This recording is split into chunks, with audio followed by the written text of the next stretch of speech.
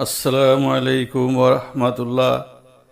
প্রিয় বন্ধুগণ, আশা করি সবাই ভালো আছেন, ভালো থাকেন এ কামনা করে আজ এমন একটি বিষয় সম্বন্ধে আলোচনা করব যা নিয়ে পুরো দেশ জুড়ে আতঙ্কের সৃষ্টি হয়েছে, আর সেটি হলো রাসেল ভাইপার বা চন্দ্রপুরা সাপ। বন্ধুগণ, তাহলে আসুন আমরা জেনে নেই এ সাপটির পরিচয়, কামড়ের লক্ষণ, চিকিৎসা ও আত্মরক্ষার উপায়সমূহ।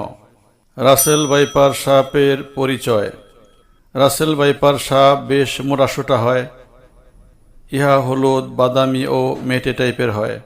এদের গায়ে গোলাকৃতি কালো দাগ থাকে। এ সাপের মাথা ত্রিকোণ আকৃতি হয়। এরা 4 থেকে 5 ফুট লম্বা হয়। এদের লেজ চিকন হয়। এদেরকে ভারতের পশ্চিমবঙ্গে বেশি দেখা যায়। ইদানিং বাংলাদেশেও দেখা যাচ্ছে। রাসেল ভাইপার সাপ খুবই বিপজ্জনক। ভারতে এর কামড়ে প্রতি বৎসর 5,000 লোক মারা যায়। এ সাপের বংশবৃদ্ধির হার খুব বেশি হয়। এ সাপটি সরাসরি বাচ্চা দিয়ে থাকে। প্রতিবারে এরা 40 থেকে 50টি বাচ্চা দিয়ে থাকে। এ সাপগুলো ক্ষেত, খামারে ও ঝোপের আড়ালে থাকতে বেশি পছন্দ করে। গ্রামের কৃষকগণ এ সাপের কামড়ে বেশি আক্রান্ত হয়। এরা ব্যাঙ, ইঁদুর, টিকটিকি, পোকামাকড় খেয়ে থাকে। এরা সাধারণত জঙ্গলে থাকে না, লোকালয়ে থাকতে বেশি পছন্দ করে। রাগান্বিত হয়ে শ্বাস ছাড়লে শব্দ হয়। নির্জন স্থান এরা পছন্দ করে। এরা জলে ও স্থলে সব স্থানেই বসবাস করতে পারে। এদেরকে বিরক্ত করলে কামড় দেয়। অন্য সাপ মানুষ দেখলে পালিয়ে যায়, কিন্তু এরা পালিয়ে যায় না। রাগ হলে মানুষের দিকে তেড়ে আসে। এরা নাড়াচাড়া কম করে। এ সাপের কোনো ফনা থাকে না। এরা গভীর রাত্রে চলাচল করে। রাসেল ভাইপার সাপ কামড় দিলে তার লক্ষণসমূহ: কামড়ের স্থান ক্ষত হবে, রক্তক্ষরণ হবে, জ্বালা যন্ত্রণা করবে, কামড়ের স্থান ফুলে যাবে। 100 মিনিটের মধ্যে অ্যান্টিভেনাম ইঞ্জেকশন না দিলে পরে কাজ করে না।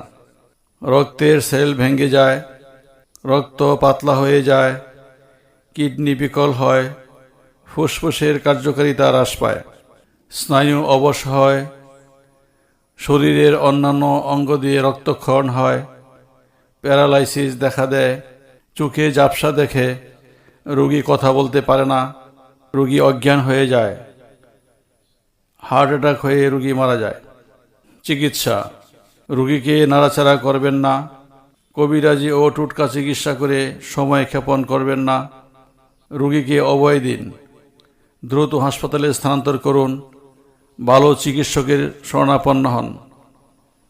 100 মিনিটের মধ্যে অ্যান্টিভেনাম ইঞ্জেকশন দিতে চেষ্টা করুন। এ সাপের কামড়ে শুধু অ্যান্টিভেনাস দিলে কাজ হবে না, সাথে ডায়ালিসিস, ভেন্টিলেশন পদ্ধতি দিলে রোগীর প্রাণনাশ হতে রক্ষা পেতে পারে। আক্রান্ত স্থানে কাটাছেঁড়া না করা উত্তম। বাদন না দেয়া উত্তম, তবে বাদন দিলেও হালকা করে দিতে হবে। তা না হলে বাদনযুক্ত স্থান ক্ষতিগ্রস্ত হবে, পচন ধরে যেতে পারে। এ সাপের বিষ খুবই মারাত্মক। এ সাপের কামড়ের পর 72 ঘন্টা পর্যন্ত রোগী বেঁচে থাকে। এর মধ্যে দ্রুত চিকিৎসা হলে রোগী বেঁচে যায়। রাসেল ভাইপার সাপের কামড় থেকে বেঁচে থাকার উপায়সমূহ: চলাফেরায় সাবধানতা অবলম্বন করুন। রাস্তায় হাঁটার সময় ঝোপঝাড় এড়িয়ে চলুন। রাতের বেলায় টর্চ লাইট ব্যবহার করুন। রাস্তায় চলার সময় ঘামবোর্ড ব্যবহার করুন। বাড়ির চারিপাশ পরিষ্কার পরিচ্ছন্ন রাখুন। কোনো গর্ত থাকলে মাটি দ্বারা বন্ধ করে দিন। ঘরে ইঁদুর থাকলে মেরে ফেলুন। কখনো মেঝেতে শোবেন না। খাট বা চৌকিতে শয়ন করুন। ভালো করে মশারি টানে নেন। বাড়ির চারপাশে কার্বলিক অ্যাসিড ছিটিয়ে দেন। রসুন বেটে 24 ঘন্টা রেখে দিন। তারপর পানিতে গুলে বাড়ির চারদিক ছিটিয়ে দিন। কার্বলিক অ্যাসিড শিশিতে ভরে ঘরের 4 কোণায় মাটিতে অর্ধেক পুঁতে রাখুন। সন্ধ্যা হলে শিশির মুখ খুলে দেন। সকাল হলে বন্ধ রাখবেন। এভাবে নিয়মিত করুন, ঘরে সাপ আসবে না। বাড়ির আঙ্গিনার ঘাস কেটে ছোট করে রাখুন।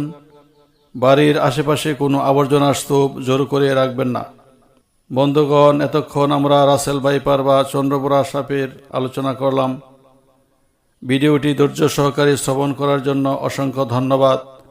সবাই সতর্ক থাকুন, ভালো থাকুন, এই বলেই আজকের মতো ক্ষান্ত করলাম। আল্লাহ হাফেজ।